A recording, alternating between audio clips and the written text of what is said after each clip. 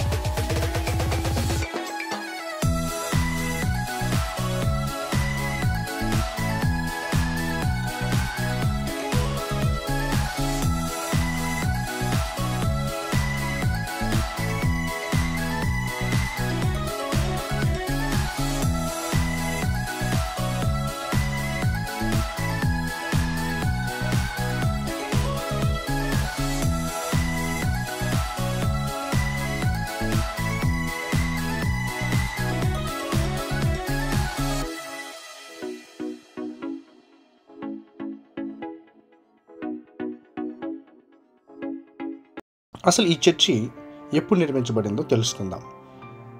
ఈ యొక్క Saint Stephen church 1829లో British పాలన కాలంలో నిర్మించబడింది. బ్రిటిష్ కలెక్టర్ అయిన స్టీవెన్ రాంబోల్ డాకిన్ ఆధ్వర్యంలో ఈ చర్చి నిర్మాణం జరిగింది. ముఖ్యంగా ఈ చర్చి ఆంగ్లో ఇండియన్ సమాజం కోసం ఈ చర్చి నిర్మించబడింది. చర్చి నిర్మాణం కోసం ఉపయోగించిన వనరులు అలాగే వాటి యొక్క వివిధ కలప మైసూరు రాజైన టిప్పు సుల్తాన్ కోట నుండి తెప్పించారు. నిర్మాణంలో ఉన్నటువంటి ప్రధాన ఆకర్షణలు ఏమిటి అంటే, ఈ చర్చి యొక్క నిర్మాణం చాలా అద్భుతంగా ఉంటుంది. ప్రత్యేకంగా ఈ చర్చిలో గ్లాస్ విండోస్ మరియు పై కప్పులు చాలా ప్రత్యేకమైనవి. చర్చి విండోల్లో ఉన్నటువంటి రంగురంగుల గ్లాసులు విండోలు వివిధ పవిత్ర సన్నివేశాలైనటువంటి దృశ్యాలను ఇవి ప్రతిబింబిస్తాయి. అటు నుంచిగా వచ్చినటువంటి సూర్యకిరణాలతో ఇవి మెరుస్తూ కనిపిస్తాయి. క్రీస్తు యొక్క పవిత్ర సన్నివేశాలని ఈ విండోల్లో చక్కగా అమర్చారు. మరియు ఈ చర్చి యొక్క ఆర్కిటెక్చర్ కూడా ప్రత్యేకమైనది. బ్రిటిష్ కాలంలోని గ్రీక్ మరియు రోమన్ ఆర్కిటెక్చర్ శైలిలో ఈ చర్చి నిర్మించబడింది. అంతేకాకుండా చర్చిలోని ఫ్లోరింగ్ కూడా చాలా అద్భుతంగా నిర్మించబడింది. అలాగే ఈ చర్చిలో ఉన్నటువంటి పువ్వుల తోట కూడా ఒక ప్రత్యేకమైన ఆకర్షణ అని కూడా చెప్పచ్చు.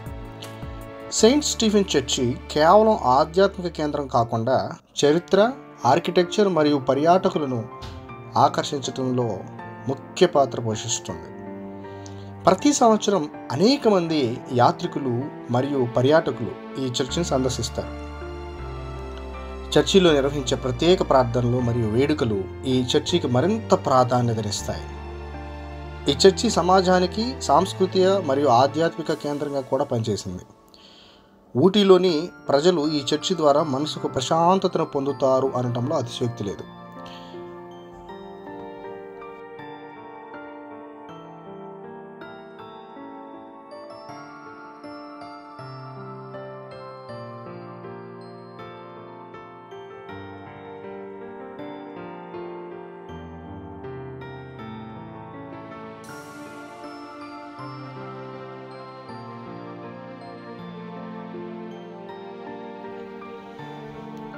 మరి సెయింట్ స్టీఫెన్ చర్చ్ యొక్క చరిత్ర గురించి ఈ వీడియో మీకు నచ్చిందని నేను ఆశిస్తున్నాను. ఇలాంటి మరిన్ని చరిత్ర విశేషాలు తెలుసుకోవడానికి మా ఛానల్ సబ్స్క్రైబ్ చేయండి మరియు మీ అభిప్రాయాలను కామెంట్లో తెలియచేయండి. సో ఈ వీడియో మీకు నచ్చిందని నేను ఆశిస్తున్నాను. God bless you all.